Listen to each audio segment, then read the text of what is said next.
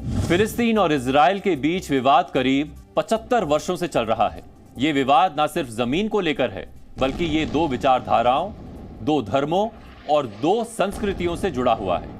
आज भले ही आप फिलिस्तीन के आतंकी संगठन हमास और इजराइल के बीच बड़ी जंग देख रहे हो, लेकिन आपका ये समझना जरूरी है कि ये विवाद केवल अल अक्सा या जमीन पर कब्जे जैसे मसले को लेकर नहीं है, बल्कि ये दो समुदायों के बीच होने वाला ऐतिहासिक विचार युद्ध भी है, जिसमें पिछले कई दशकों से हथियारों का इस्तेमाल हो रहा है। इस्लाम, ईसाई और यहूदी, इन तीनों ही धर्मों के लिए जेरूसलम एक पवित्र शहर है।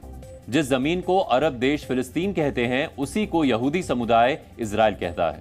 हालांकि ऐतिहासिक रूप से देखें तो यहूदी मान्यता के अनुसार आज से 3000 वर्ष पहले यहूदियों ने जेरूसलम में अपना सोलोमन टेम्पल बनाया था। ये वही जगह है जहां आज के वक्त में अल अक्सा मस्जिद है। करीब 2000 वर्ष पहले ईसाई धर्म अस्तित्व में आया और धीरे धीरे पूरा क्षेत्र रोमन साम्राज्य के अधीन हो गया। ईसा मसीह के जन्म के 135 वर्ष बाद रोमन शासक हेड्रियन ने इजराइल पर हमला किया था। उसने यहूदियों को वहां से भगा दिया था। इस युद्ध के करीब 500 वर्षों बाद अरब में इस्लाम धर्म अस्तित्व में आया था। इस्लाम के अस्तित्व में आने के अगले 50 वर्षों के अंदर ही पूरे इजराइल पर उमैयद खिलाफत का शासन आ गया। फिर इसके बाद 16वीं से 20वीं शताब्दी तक ये क्षेत्र ओस्मानिया सल्तनत के अधीन रहा। ऐतिहासिक तथ्यों में यह बात पता चलती है कि जिस क्षेत्र को अरब देश फिलिस्तीन बताते हैं, दरअसल वो क्षेत्र इस्लाम के अस्तित्व में आने के पहले से यहूदी और ईसाई धर्म से जुड़े लोगों का रहा है। हालांकि समय बदला तो युद्ध के बाद इस क्षेत्र पर अधिकार की स्थिति भी बदलती गई।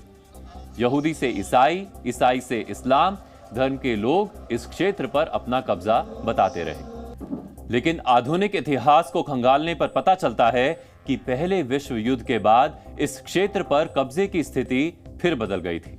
यानी जिस क्षेत्र में ओस्मानिया सल्तनत चलती थी या फिर टर्की का शासन चलता था, वो पहले विश्व युद्ध के बाद बदल दिया गया था।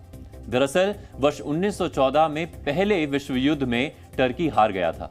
इस युद्ध के बाद वर्ष 1918 से ये पूरा इलाका ब्रिटेन के प्रभाव में आ गया था। ब्रिटेन इस पूरे क्षेत्र की प्रशासनिक व्यवस्था देखता था। वर्ष 1917 में ब्रिटेन की ओर से एक पत्र लिखा गया, जिसे द बेल्फोर डिक्लेरेशन बोला जाता है। यह पत्र ब्रिटेन के विदेश सचिव आर्थर बेल्फोर ने यहूदियों के जियोनिस्ट फेडरेशन के एक नेता लियोनेल वॉल्टर रॉथस्चाइल्ड को लिखा था। इस पत्र में लिखा गया था कि ब्रिटिश सरकार फिलिस्तीन में यहूदियों के लिए एक नया देश बनाने का समर्थन करती है और इसके लिए हर संभव प्रयास करेगी। दरअसल हजारों वर्ष पहले अपने देश से निकाले गए यहूदी यूरोप के अलग अलग देशों में चले गए, जहां उनके साथ भेदभाव और कत्लेआम हुआ। इसकी वजह से 19वीं शताब्दी में यूरोप के यहूदियों में एक आंदोलन शुरू हुआ, जिसके तहत यहूदियों ने वापस इजराइल लौटना शुरू कर दिया था।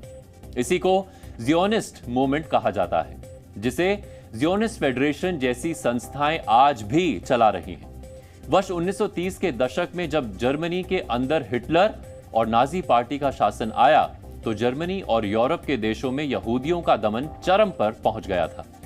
इसीलिए यूरोप में बड़े पैमाने पर यहूदियों ने जियोनिस्ट मूवमेंट के तहत ही इजराइल का तेजी से रुख करना शुरू कर दिया। यहूदियों को लगा कि जब तक उनका खुद का देश नहीं होगा, तब तक उनका दमन यूं ही चलता रहेगा। इसीलिए वो जल्दी से जल्दी अपनी ऐतिहासिक धरती इजराइल आना चाहते थे। जब दुनिया भर के यहूदी इजराइल लौटने लगे, तब इस क्षेत्र में मौजूद फिलिस्तीनी नागरिकों में इसको लेकर नाराजगी तो थी, लेकिन वो उनके यहां आने के विरोध में नहीं थे। दरअसल उस दौर में जो यहूदी यहां लौटे, वो यहां के फिलिस्तीनी नागरिकों से जमीनें खरीद कर बस रहे थे।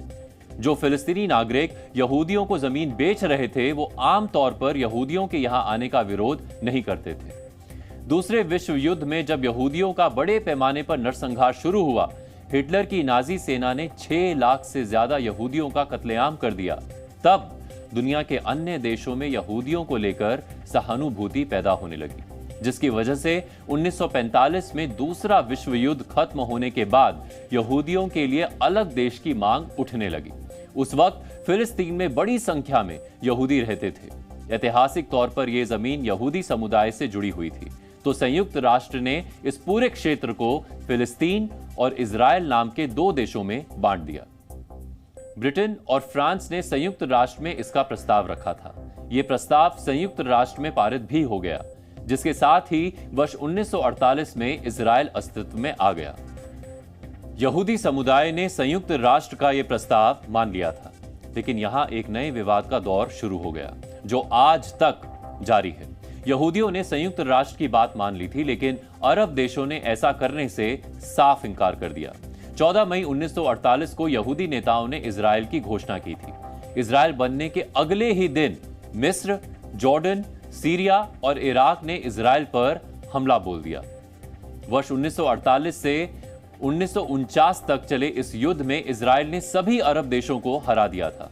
इस युद्ध में इजराइल ने जीत के बाद फिलिस्तीन की कुछ जमीन पर भी कब्जा कर लिया था। इस कब्जे के साथ करीब 7 लाख से ज्यादा फिलिस्तीनियों को पड़ोसी देशों में जाना पड़ा। इस युद्ध के बाद फिलिस्तीन एक तरह से पहले के मुकाबले और ज्यादा छोटे दो हिस्सों गाजा पट्टी और वेस्ट बैंक में बंट गया। अब यहां से जेरूसलम पर अधिकार की जंग शुरू हुई। वैसे तो ये यहूदी, ईसाई और इस्लाम तीनों धर्मों के लिए पवित्र स्थान है, लेकिन 1948 के युद्ध के बाद जेरूसलम दो हिस्सों में बंट गया, जिसमें पश्चिमी हिस्सा इजराइल के कब्जे में था और पूर्वी हिस्सा जॉर्डन के कब्जे में था। वर्ष 1967 में एक बार फिर इजराइल के विरोध और जमीन पर कब्जे की जंग शुरू हुई। इस बार मिस्र, सीरिया, लेबनान और जॉर्डन ने इजराइल से युद्ध किया। इजराइल ने एक बार फिर इन्हें हराया और एक बार फिर से उसने फिलिस्तीन की और ज्यादा जमीन पर कब्जा कर लिया। 6 दिन चले इस युद्ध में इजराइल ने गाजा पट्टी, वेस्ट बैंक, जेरूसलम, मिस्र की शिनाई रेगिस्तान और सीरिया के गोलान हाइट्स पर कब्जा कर लिया था।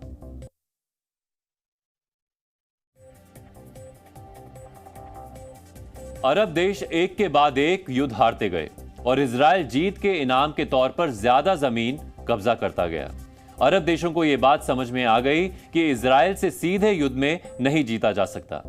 ऐसे में वर्ष 1970 के दशक में फिलिस्तीन के लोगों के हक में एक बार फिर आवाजें उठी। इस बार यासिर अराफत की अगुवाई में फतेह जैसी संगठनों ने PLO यानी पैलेस्टीन लिबरेशन ऑर्गेनाइजेशन बनाया। PLO ने इजराइल पर कई हमले किए। इस संगठन ने इजराइल के दूतावासों, हवाई जहाजों और खिलाड़ियों को निशाने पर लिया। करीब 2 दशक तक ये हमले चलते रहे। हालांकि 1993 में PLO के नेता यासिर अराफत और इजराइल के तत्कालीन प्रधानमंत्री यित्तेजाक राबिन ने ओस्लो अकॉर्ड यानी ओस्लो शांति समझौते पर हस्ताक्षर किए। इस समझौते के बाद PLO ने हिंसा और कट्टरपंथ का रास्ता छोड़ दिया। लेकिन फिलिस्तीन के ऐसे ही एक और कट्टरपंथी संगठन को यह समझौता मंजूर नहीं था। इस संगठन का नाम था हरकत अल मुकावामा अल इस्लामिया, जिसे हमास कहा जाता है। हमास को वर्ष 1987 में मौलवी शेख अहमद यासीन ने बनाया था। अपनी स्थापना के 1 साल बाद आतंकी संगठन हमास ने वर्ष 1988 में अपना एक चार्टर जारी किया, जिसमें उन्होंने इजराइल को पूरी तरह से खत्म कर देने और फिलिस्तीन में इस्लाम की स्थापना की कसम खाई। यासीन को इजराइल ने वर्ष 2004 में मार गिराया। जिस दौरान ओस्लो शांति समझौते के प्रयास चल रहे थे, उस दौरान हमास के आतंकियों ने आत्मघाती हमला किया था। हमास ने इस हमले के साथ ही शांति समझौते का विरोध किया था। वर्ष 1997 में अमेरिका ने हमास को एक विदेशी आतंकवादी संगठन घोषित कर दिया। 1967 के बाद से करीब 38 वर्षों तक गाजा पट्टी पर इजराइल का कब्जा रहा, लेकिन इजराइल ने शांति प्रयासों को आगे बढ़ाते हुए यह तय किया कि वो गाजा पट्टी से अपने सैनिक बुला लेगा और यहूदियों की बस्तियां भी खत्म कर देगा। वर्ष 2005 में इजराइल ने गाजा पट्टी को पूरी तरह से छोड़ दिया। इसी के साथ गाजा पट्टी और वेस्ट बैंक का प्रशासन PLO के पास चला गया। हालांकि इसी के अगले साल गाजा पट्टी में चुनाव हुए, जिसमें आतंकी संगठन हमास ने PLO को हरा दिया।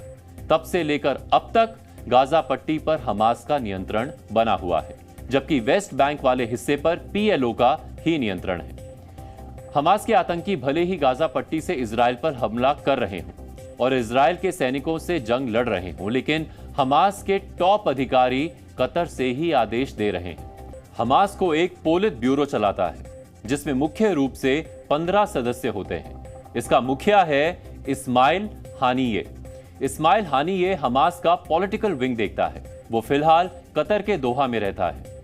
इस पोलित ब्यूरो का चुनाव शूरा काउंसिल करती है। शूरा काउंसिल ही हमास को सुझाव देने वाली संस्था है।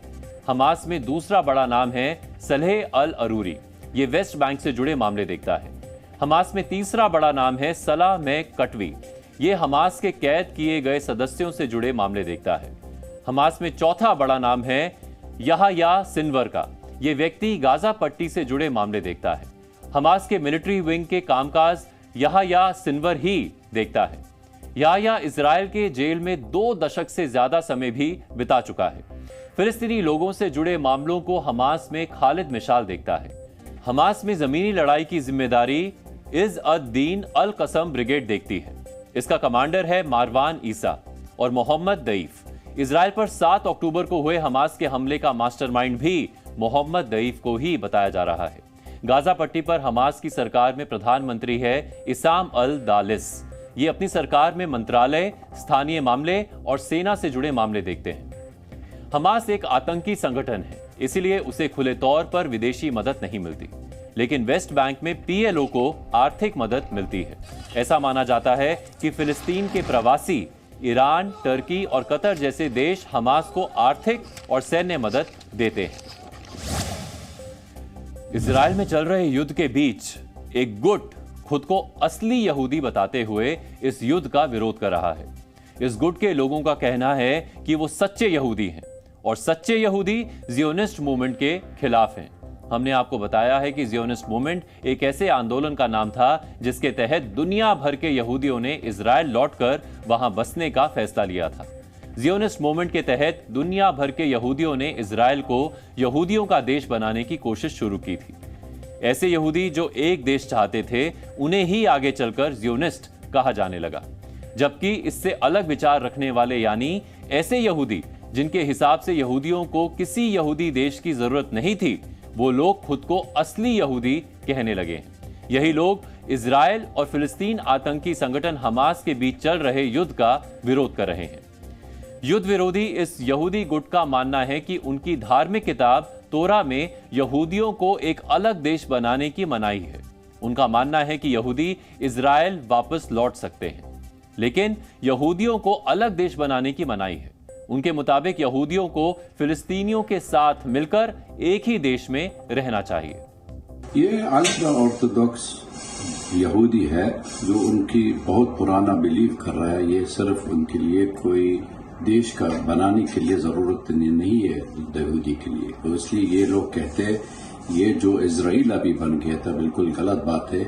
ये तो फिलिस्तीनी वाले का उनके घर के लिए गया था, तो इसलिए उनके ये मजबूत होना चाहिए। अगर रहना चाहिए, को एग्जिस्टेंस होना चाहिए, तो इजरायली में वापसी करना चाहिए। फिलिस्तीनी वाले का टेरिटरी है और उनके लिए कोई जरूरत नहीं है जो इजराइल के लिए कोई देश बनाने के लिए या कोई यहूदी वाले के लोग है बनाने के लिए जरूरत नहीं।